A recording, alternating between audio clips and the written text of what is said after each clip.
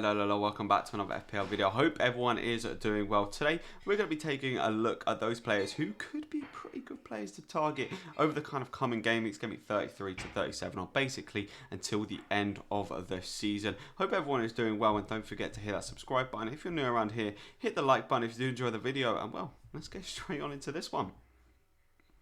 So first things first, we're going to be looking at the attackers, and I've kind of got three players here who I think could be good picks over the coming game weeks. Firstly, we've got Iheanacho, who's been on absolute fire of late, scored 8 goals basically in the past sort of 8 game weeks. Picked up no assists so far this season, but his expected goal returns is actually very high compared to like most of the other attackers and most of the midfielders in the league. He's very much up there with the top boys with an expected goal return of 0.78. He plays against the likes of Crystal Palace, Newcastle, and it just has some very good fixtures until the end of the season. We're seeing Iheanacho coming at 6 million as well. Could be one to very much get in your teams. I'm really gutted that I can't get him in my team. But if you're on a wild card, if you can get him in, definitely be getting in Iheanacho for this game week. Then we come to Ollie Watkins as another attacker in that kind of similar price bracket, a little bit more expensive. He scored 12 goals this season, absolutely smashing it in a Villa shirt. Got 3 assists with expected goal return of 0.6. Now with Ollie Watkins, he doesn't have incredible fixtures until the back end of the season. Game week 37, 38, it does get quite tough for him. However, he does have a double game week due against Everton. And Everton, to be fair to them, you know, they come up as a 4 difficulty on the FPL app. They come up as a really high difficulty. But I think that's more in terms of an attacking perspective. In terms of a defensive perspective, they've actually been very poor this season, not keeping very many clean sheets, and I'd be very happy to have an attacker playing against Everton. And Aston Villa will play against Everton 2 more times until the back end of the season, and most likely have a double game week 35, and they also have a very nice game week 33 against West Brom. And Watkins, to be fair to him, has been scoring goals of late and been picking up bonus points, so I do think that Ollie Watkins is a solid pick until about game week 36, 37. Now, talking of Everton, I've also put Richarlison in there as well. Now, I would personally rather have DCL, but Richarlison, now that DCL is injured, will be the main man for them. Scored 6 goals, assisting 3 goals this season with an expected goal return of 0.49. And to be fair to him, to DCL, when he scores, he does love to pick up the bonus points as well. So that's a massive upside of owning him. And, you know, he will get the double game week against Aston Villa. And what I was saying about Aston Villa, I think that Ollie Watkins will score, and I also think that Richarlison can score against Aston Villa. Aston Villa have been a more solid side in terms of defensively than Everton. However, they've been bailed out by Martinez so many times, and the expected goals against is actually quite high. And Richarlison does have nicer fixtures. He's got kind of Sheffield United and Wolves after that double game week 35. Plays in game week 33 against Arsenal, who haven't been the best of defences. So I think that Richarlison could be a very tidy pick for the rest of the season. Then taking a look at the midfielders, starting off with the main man, Mohamed Salah, picking up 19 goals, assisting 3 with an expected goal return of 0.74. I really want Salah in my team. If you could do the Bruno Fernandes to Salah move, I think it is actually a pretty solid move. However, it's a very luxury transfer, as you're basically just going from premium to premium. Salah is a bit more expensive than a Bruno Fernandes, but I think that Salah is also a very good kind of captaincy option as well until the end of the season.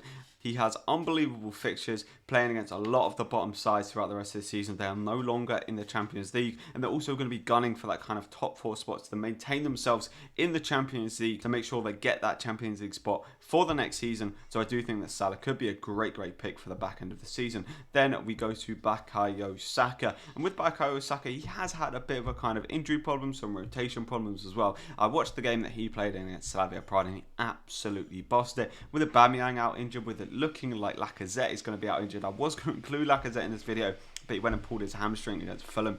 So, and also do take into account that I am filming this video a little bit early, so some injuries, some kind of rotation may happen to players that I kind of include, and that will kind of make them not necessarily a great pick, but for now, the players that I'm choosing, I think will be good picks for the coming game weeks. And Bukayo Saka does play against the likes of Everton, the likes of Newcastle, just some bottom sides over the next kind of 3 or 4 game weeks. He picked up 5 goals, 2 assists with an expected goal return of 0.44. I think he's going to be getting very, very high up the pitch now that Aubameyang and Lacazette aren't playing, and could be a cracking option for the rest of the season. Then we look to Jared Bowen, and with Jared Bowen, to be fair, if you don't own Jesse Lingard, I think that Lingard is the one to go for, but I've gone for Bowen as more of a kind of differential pick. He scored 8 goals, assisted 5 with an expected goal return of 0.44. He's returned in all of the last 4 game weeks, and he does have really, really good kind of back into the season. His game week 35 to 38 looks very, very good. He plays in the game week 33, is against Chelsea, so maybe you want to wait a week until game week 34 when they play against Burnley,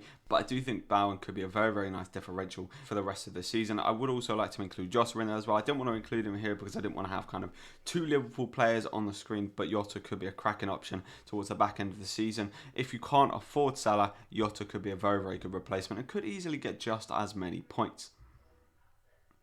And then finally, taking a look at the defenders, and it's Liverpool at the centre. Once again, I do think, as I mentioned with Salah, that they're really going to be gunning for that kind of top 4 spot. And now that they don't have any Champions League commitments or any other kind of cup commitments, they can have their best 11 week in, week out. Trent has picked up 9 clean sheets so far this season with expected goals against of 1.15. Only Chelsea and Manchester City in the league have a better expected goals against. And Trent also has one of the best expected goal returns, or if not maybe the best expected goal returns out of all the defensive assets in the Premier League of 0.3. We've seen him pick up goals. He's on free kicks. He's on corners. I think he will be hauling over the back end of the season, and Liverpool do have some incredible fixtures for the back end of the season, so I do think that Trent, even Robbo, if you want to go maybe a little bit more differential, because most people will be hopping on Trent rather than Robbo, and I do think their kind of expected output is very similar, so Robbo being a little bit cheaper and a little bit more differential, you could also go for the likes of Robbo.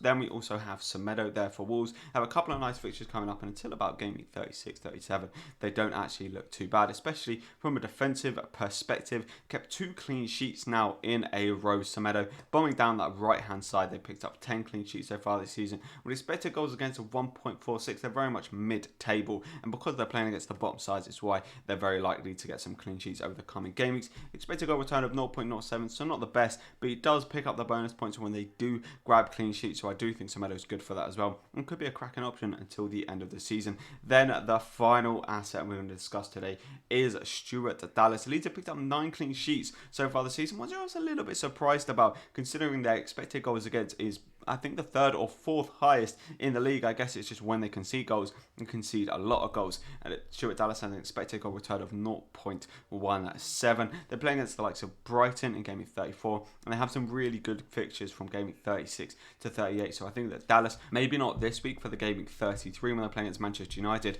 but as soon as it gets to game week 34, they have really, really good fixture until the end of the season. And Stuart Dallas, as he showed against Manchester City, could just go and get an absolute haul in any kind of game. He is also somewhat differential, so I do think he could send you flying up, especially in the mini leagues and even overall. So definitely a cracking option to own throughout the rest of the season. I'd definitely be looking towards Stuart Dallas, especially from game week 34. He's not as premium as the likes of Trent or Robbo, but definitely has a similar kind of haul potential and gets more goals than those guys do actually as well. So I do think that Dallas could be one to send you flying up the leaderboards throughout the back end of the season. So this has been a quick little look at those players to kind of target, those players to watch over the coming game weeks. I do think from game 33 to 37, we're getting to the back end of the season, so it could be time to get a little bit more punty, the likes of Stuart Dallas, even the likes of Robertson over the likes of Trent. Someone like a Jared Bowen could really send you flying up those leaderboards. If you have liked the video, please don't forget to hit that like button, hit the subscribe button if you're new around here, and I will catch you in the next one. See ya.